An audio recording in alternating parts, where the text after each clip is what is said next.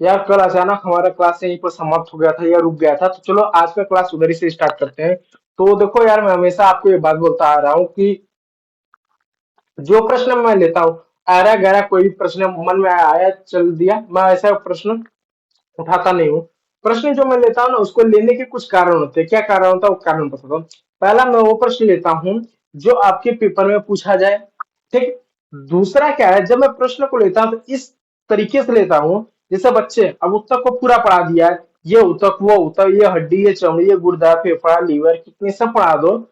एक समय बाद सब भूल के एकदम बराबर हो जाता है कि क्या पढ़ाया क्या नहीं पढ़ाया, सब बराबर हो, तो उनको कुछ समझ ही नहीं आता है। तो प्रश्न को मैं इस तरह से भी लेता हूँ कि जो टॉपिक है, जो सब टॉपिक है, एक बार दोबारा उनका रिवीजन हो जाए।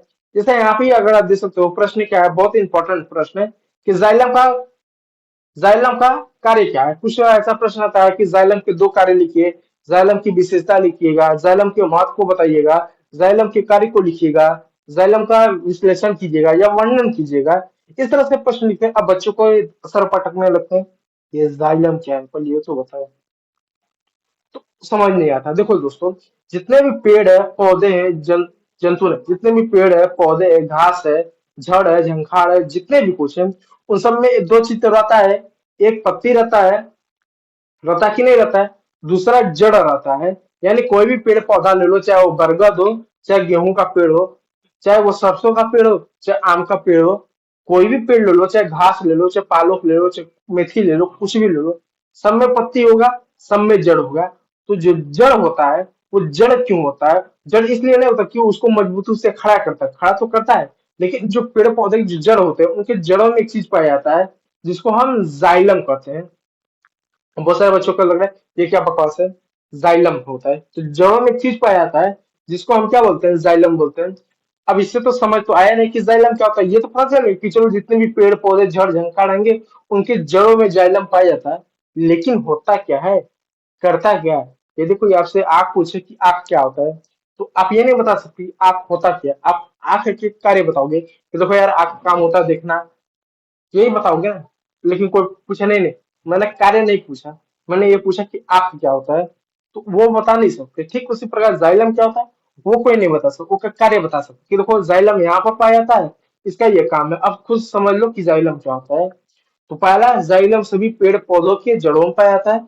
इसका काम क्या होता है कि ये जड़ों से H2O, क्योंकि थोड़ा आप बड़े बच्चे हो गए, आपको बताना होगा कि हम साइंस के विद्यार्थी है, तो जल का या पानी शब्द नहीं बोलेंगे, हम आमतौर H2O का उपयोग करेंगे। ठीक है। तो जाइलम क्या करता है, जितने भी पेड़ पौधों की जड़ों से वो क्या करता है, जल यानी H2O को लेता है। सिर्फ H2O को नहीं लेता है, कुछ खनिज लवण को ले लिया, कुछ खनिज तत्वों को ले लिया।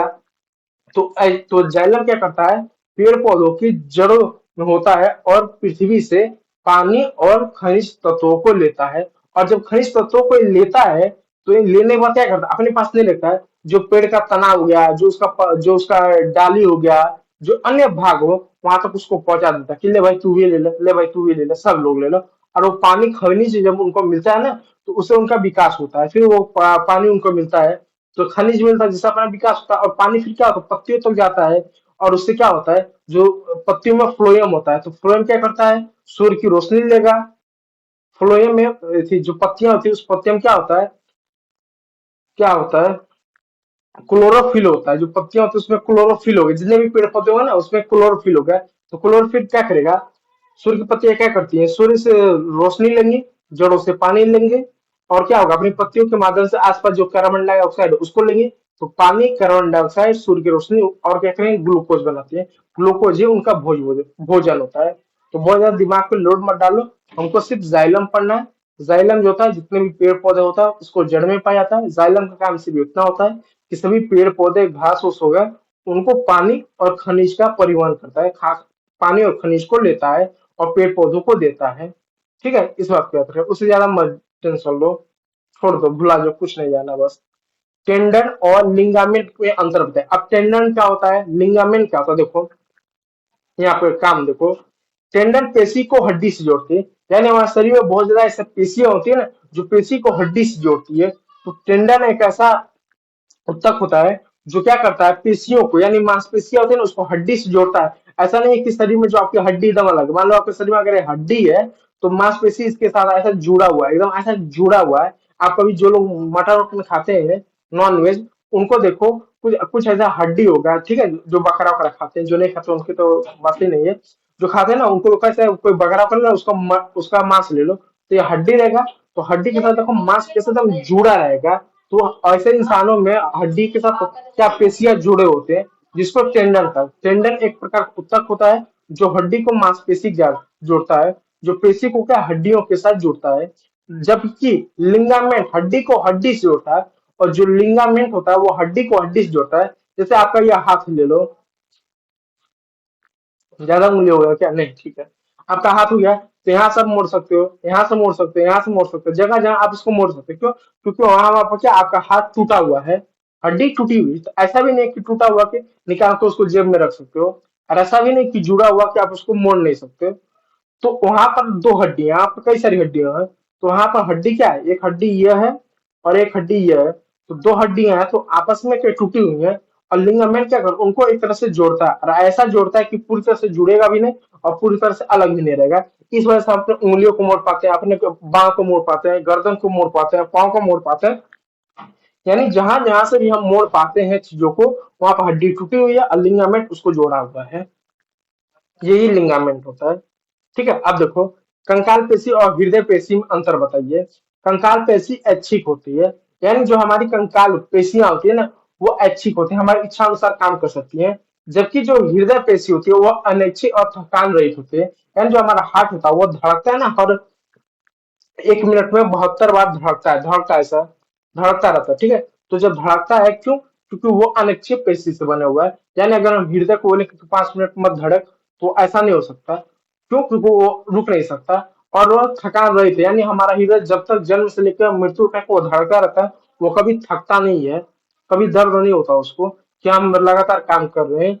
वो क्या, थकान रहित होता है। इस बात को याद रखिएगा।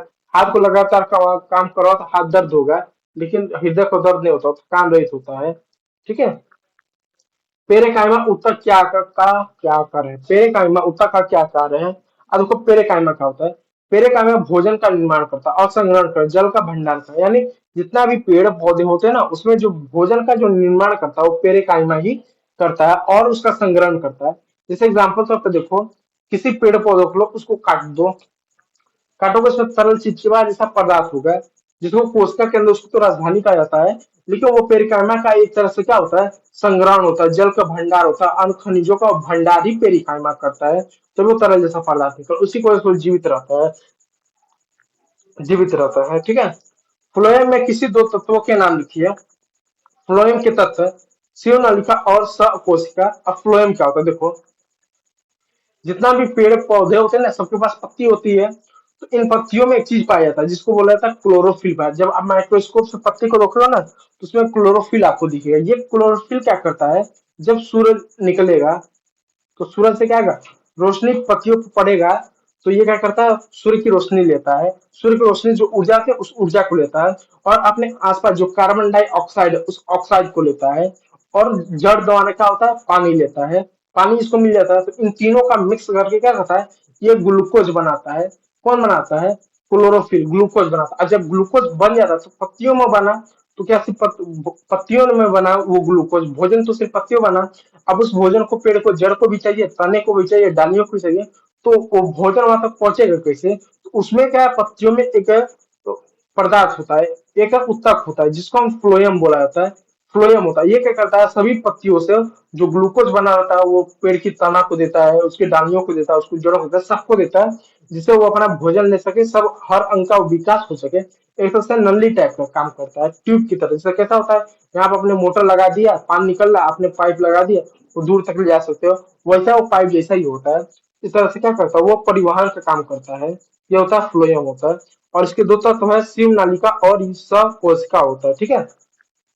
अगला है मेरिस्टेमिक उत्तक कहाँ पाया जाता है? मेरी मेरिस्टेमिक उत्तक कहाँ पाया जाता है? तो मेरिस्टेमिक उत्तक जड़ और तने के नोक पर पाए जाते हैं और लंबाई बढ़ाते हैं। तो मेरिस्टेमिक, ये जो अंग्रेजी नाम आ जा रहा है, ठीक है।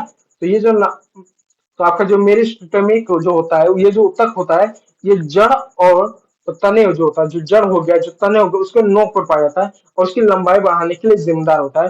जैसे आप एग्जाम्पल तौर पर ले लो, बांस का पेड़ ले लो, आप गेहूं का पेड़ ले लो, धान का पेड़ ले लो। तो जो बांस हो गया, गेहूं हो गया, धान हो गया, इसमें ये ज्यादा पाया जाता है क्योंकि इनकी लंबाई बढ़ती है, मोटे नहीं होते। अब देखो बरगद का पेड़ हो गया, लंबा भी होगा, मोटा भी होगा, तो उसमें दो चीज पाया जाता है। इसमें सिर्फ और सिर्फ मेरिस्टेट मिल्क पाया जाता है, सिर्फ लंबाई बढ़ाता है, मोटाई बढ़ने नहीं देता। उसमें मोटाई बढ़ने का गुण ही नहीं होता। धान के पेड़ में, गेहूं के पेड़ में, सरसों के पेड़ में, बांस के पेड़ में और कोई पेड़ होगा जिससे लंबा होगा, वो मोटा नहीं होते हैं। ठीक है, तो ये क्या कहते हैं, उसके लंबाई के लिए जिम्मेदार होते हैं। अब अगला देखो, रंध्र का मुख्य कार्य क्या होता है। रंध्र गैसों का आदान प्रदान करते हैं, वाष्प उत्सर्जन में सहायता करते हैं। तो जो रंध्र होते हैं वो क्या होते हैं, वो गैसों के आदान प्रदान में मदद करते हैं और वाष्प उत्सर्जन में मदद करते हैं। जब प्रत्येक वाष्प उत्सर्जन करते हैं ना, निकालने के काम, जो अपने अंदर की, जैसे हम इंसान होते हैं, हम अपने अंदर जो अवशिष्ट पदार्थ होगा उसको मल मूत्र और पसीने के माध्यम से या गैस के माध्यम से हम उन सभी चीजों को निकालते हैं ना। वैसे रंग गैसों के आदान प्रदान और वाष्प को उत्सर्जन में करते हैं, मदद करता है। ठीक है, इस बात को याद रखिएगा। तो वीडियो अच्छा लगा तो लाइक कर दीजिए, चैनल को सब्सक्राइब कर लीजिए। वीडियो देखने के लिए बहुत बहुत धन्यवाद।